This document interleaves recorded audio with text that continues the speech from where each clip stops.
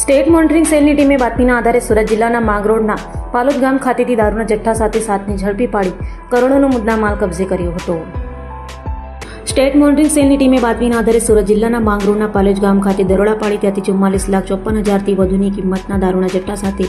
ભુવનેશ જાટ, પવન મેઘવાલ, જોગારામ જાખર, ગણપત મેઘવાલ, થાનારામ બ્રિજવાલ, જીતેન્દ્ર મેઘવાલ અને શ્રવણ મેઘવાલની ધરપકડ કરી સ્ટેટ મોનિટરિંગ સેલની ટીમે 44.54 લાખના દારૂ સાથે 5 વાહનો, 8 મોબાઈલ અને રોકડ મળી 1 કરોડ 8 લાખથી વધુનો મુદ્દામાલ કબજે કર્યો હતો. જ્યારે મુકેશ જૈન,